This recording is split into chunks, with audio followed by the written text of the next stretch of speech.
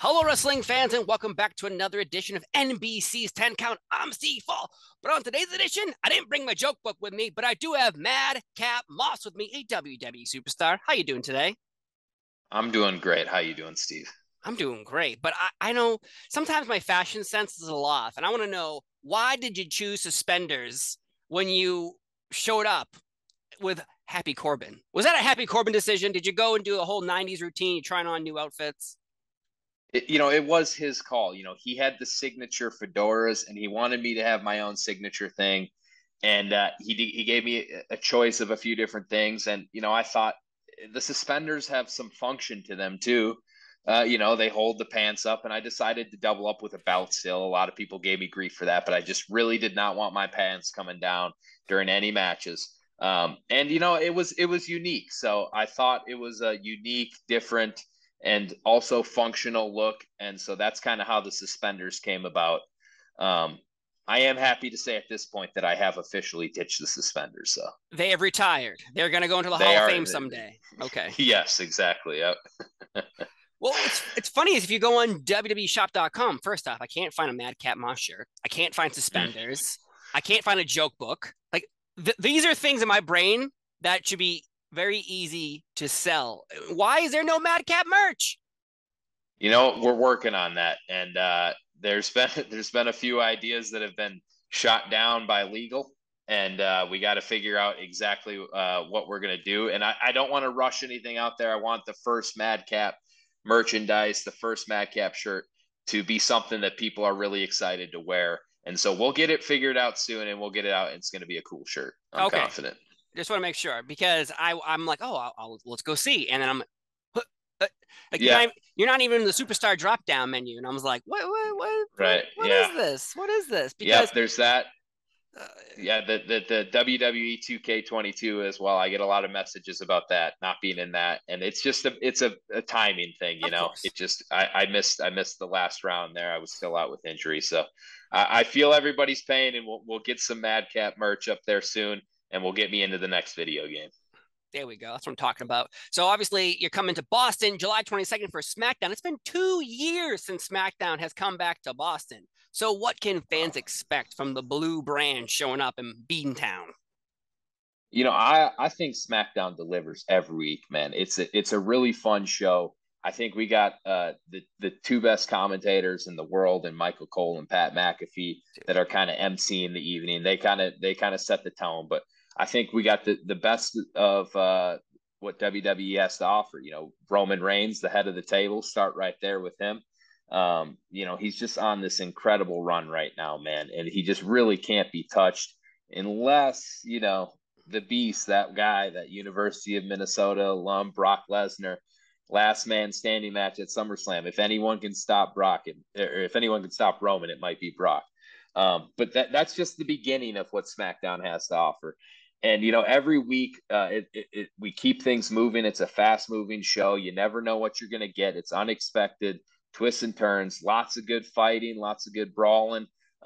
But you also got stuff like maximum male models. You got the entertainment side of things too. And so you get a little bit of everything with SmackDown. And I've never worked at the TD Garden, so I can't wait to go there, man. I'm really excited.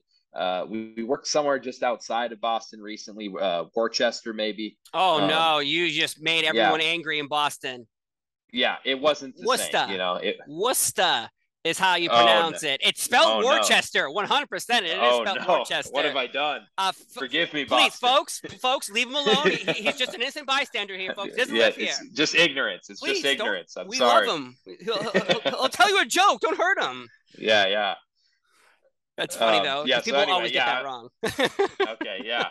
I think because when we were there, I think everyone on the SmackDown roster got it wrong. I didn't hear anyone pronounce it right. So, All right. forgive all of us. We'll get it right. But I can't wait to be at the TD Garden. It's going to be cool. I can't wait. And you brought up SmackDown being, well, obviously that's the brand you're on, but is there a friendly rivalry between Raw and SmackDown? Because so many people are bringing up the Monday Night Wars as being this time that everyone was like clamoring, and people want to have, I guess, friction between brands. But is there one between Raw and SmackDown?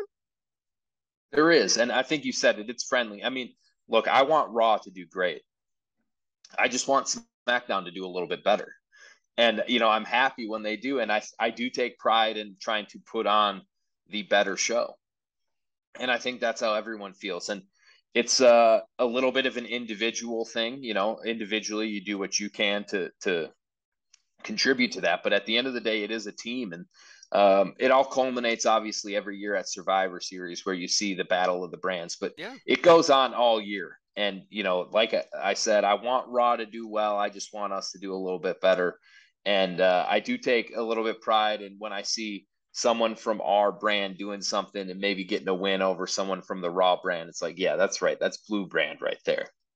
Nice. Yeah, because people always bring up the rivalries between Raw and SmackDown, and obviously they had a video game series, Raw versus SmackDown, for so long, Yeah. and so that's still sitting inside people that are like, I just want SmackDown to beat Raw, or I want Raw to beat SmackDown, or they're loyal to one brand or the other, or they watch both. It's amazing though. Though recently I went up to Twitter and I asked somebody, I was like, hey, I'm going to interview Madcap Moss. Got any questions? And one guy brought up an amazing question. And it's from Jay Godkilla. He said, Paul Heyman said that you have all the makings of a star and you are one to watch. Now, how does that make you feel hearing someone like Paul Heyman, the second to Roman Reigns, but yet he's been in the business for like over 30 years saying that about you? So I'm a very analytical person. I have a very analytical mind, and I'm very skeptical. So I say that to lay the foundation of this whole topic, because I look at myself and I look what I bring to the table, and I'm very confident in what I bring to the table, from an athletic perspective, from an entertainment perspective, and toughness, and all of it, the speaking, the communication, and I feel very confident that I can do that with each of those things with the best of them in this industry. But when you get a vote of confidence like that from Paul Heyman, the analytical side of me that might be skeptical about, well, maybe I'm just hyping myself up in my head a little bit too much. Maybe I'm not really as good as I think I am. Those go out the window when you got someone like Paul Heyman, who is an absolute legend in so many different ways, as a performer, as a promoter, as a judge of talent in this industry. And when he's saying those things about me, going out of his way to say those things about me, it gives me a vote of confidence that I am on the right track and I can do all of those things with the best of them. But it also motivates me to make him live up to his word. And part of that is because I just want to prove him right. And I appreciate him saying that. But he's also a big reason that I'm in the position I am in today. He was a big part of getting me an opportunity on Raw at the beginning of 2020, excuse me. And so I want to, I owe Paul for that, and I want to prove him right in a number of ways. And I really appreciate every time he says that, and also in private when he talks to me, and not only just builds my confidence, but also gives me advice and directs me in different ways how I can maybe improve and what I can do better. Yeah, the comparison to Theory and John Cena, I would say, and when the era right now is, we could compare you to Batista, as in we're around the time of we're building new stars, new superstars, because every time you move forward, you have to have another person come on up. And I think Theory, and along with yourself, the John Cena and the Batista of the world can rise up and suddenly become the faces of the company. Is that your goal? Because you've won the Andre the Giant Memorial Battle Royal, you broke away from Corbin, you got rid of your suspenders, so obviously you're on a new path. So how do you stand out from the pack to become the level up, I guess would be the term? Yeah, that is a goal of mine, and I think that when you look at a guy like Batista, I think there are a lot of similarities, and I want to humbly point out those similarities because I think he's one of the best ever. And of course, I would take the career he had in a heartbeat. I mean, he's an absolute legend. Everything that he's been able to do. But yeah, when you look at those types of guys that have been able to carry the company in that top spot and be in the main event, that is something that I think I can do. And I think the way that you look at how those guys stood out is they did everything well. It wasn't just one thing. And I think that's something that I can really focus on is just all of the little things. And all of those little things add up to being the big thing. And so it's something as simple for me that, something that Paul Heyman has pointed out to me and that I take great pride in and make sure I do as best I can every time I get a chance is I hit the ropes at 100 miles an hour. Mm. And I don't, and it's something that you can kind of coast through and go through the motions. You just shuffle over to the rope and bounce off of it and get a little spring, or you can run as fast as you can, like you're trying to run through the ropes, and just have faith that they're not going to break. And in fact, they're going to spring you off and launch you even faster going back the other way.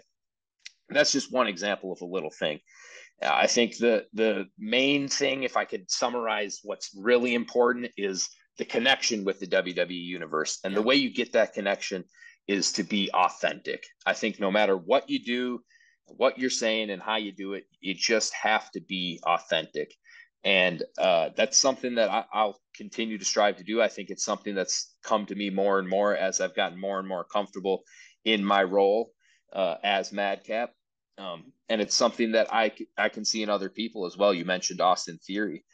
He's obviously always been a great performer and has loads of potential. Everyone can see it. But I think just in the last few months, I've seen him become more authentic and more comfortable. And he's really starting to fire on all cylinders. And it's cool to watch. And, I actually have a match with him coming up this Friday on SmackDown. This will be in Orlando. So this will be before the TD Garden. Yeah. But, I'm looking forward to kind of test myself against him because he's at this point, he's firing all cylinders and he's Mr. Money in the Bank and he's staring down a chance at cashing in and becoming the undisputed Universal WWE Champion. Wow. And to be able to measure myself against him and see where I'm at, that's something I'm looking forward to doing. That's interesting that you say that because I have a feeling like 10 years from now, they're going to be like, there'll be an article on WWE.com saying like, did you know that Madcap Moss and Theory took on each other on the SmackDown, before they were both former world champions and so on and so forth. We'll just see how that goes down. But SummerSlam is coming to Nashville July 30th. It'll be on Peacock, so I cannot wait for that. But currently right now, you don't have a match booked for this event. Is that disappointing to you? That's one of those things that I really try to focus on the things that I can control. And because you'll drive yourself nuts trying to control things that you can't control because you just can't do it. And I look back on this year, and honestly, I would never have predicted that so far this year if I'm not mistaken, I've been on every premium live event, starting with day one, Royal Rumble, Elimination Chamber, WrestleMania, Backlash, Hell in a Cell, Money in the Bank. And so I've had a great run here. And it's been so much fun and I've learned so much. And I hope that I can do something to show that I belong on the SummerSlam card. But if it doesn't happen, you move. The great thing about the WWE is it doesn't stop, man. So you just keep moving on and you move on to the next show and there's going to be a next one and there's always going to be a next one. And so, like I said, I'll do everything I can to prove that I belong on that show, and I hope that I can find a way on there. But if I can't, I'll look at it as an opportunity to just reflect on what I need to do better, and I'll do that. I'll improve, and I'll make sure that the next one I'm on. Good answer. I like that. Because obviously people are probably looking for you to be like, I'm angry. I want to flip tables and punch Vince in the face, which is, don't do that. That'd be a problem for you. No, not smart. So when you come into Boston, July 22nd for SmackDown, I know when you come to the arenas, though, do you have the time to sightsee? Because obviously you're so busy all the time. Do you ever have time to go to a town you're traveling to and go look It depends on the travel, when you get in the day before, or maybe sometimes you get in the day of, and then also when we have to be at the arena. And so for SmackDown, we usually have to be there a bit earlier, and it will probably be difficult to do a lot of sightseeing in Boston that day. Yeah. But I do, whenever possible, I do like to at least just get out and see the town and get a feel for the town. and maybe if I can go to a local place to eat, to find a good breakfast spot to eat before the show. Maybe go to a local gym if possible. And it's one of my favorite, I would say my favorite part of the job is just being able to interact with the WWE Universe and feel their energy and give them my energy, and we feed off each other. But beyond that, I think that my next favorite part is probably the travel and just being able to experience all these different cultures and towns and different ways of life and different types of food and different gyms, all these different things. And my favorite spots are the local ones that, are not national chains, and they're, you can feel the city in the restaurant, so hopefully I have time. I'm actually not even sure when I get into Boston, but hopefully I have time to do a little bit of exploring.